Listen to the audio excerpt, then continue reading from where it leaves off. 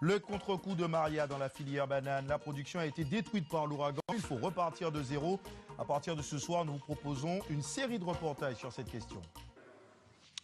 L'agriculture à présent. Vous le savez, la filière banane a été sinistrée à 100% lors du passage de l'ouragan Maria. 3 mois plus tard, nous nous sommes intéressés à la manière dont la filière tentait aujourd'hui de se relever. Nous démarrons une série de reportages. Avec ce soir, un focus sur les prestataires de la filière. Tous doivent faire face à une baisse de leurs activités comprises entre 40 et 50%. Le reportage d'Eric Stimfeld. Avant Maria, cette machine fabriquait 15 000 cartons par jour. Depuis le passage de l'ouragan, toute la ligne de production a été arrêtée. Un coup dur pour l'unique cartonnerie de la Guadeloupe. Les emballages pour bananes, c'était 60% de son activité. L'impact sur 2017, ça va être à peu près 1,5 million d'euros de perte de chiffre d'affaires et à peu près autant sur l'année 2018. On a déjà immédiatement arrêté tous les contrats intérimaires, donc on s'est séparé d'une douzaine de nos collègues auxquels on est pourtant profondément attachés.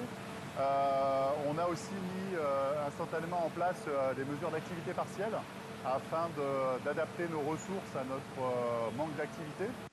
Alors en attendant la reprise de la production dans les plantations, il a également fallu s'adapter sur le plan technique. La ligne dédiée à la banane est aujourd'hui en maintenance et la production de carton est désormais orientée vers d'autres clients, des entreprises de la région, mais également à destination des particuliers.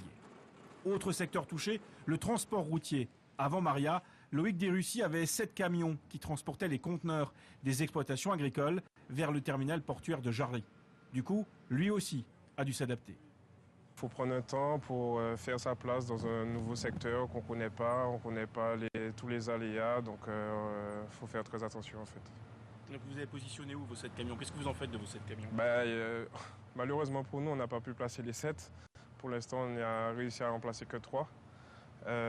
Les 4 autres, on essaie de faire des entretiens et attendre la reprise en fait. Et la reprise, ce sera au mieux en avril prochain, mais une reprise très partielle. Car pour espérer retrouver le niveau d'activité d'avant Maria, il faudra attendre 3 ans minimum.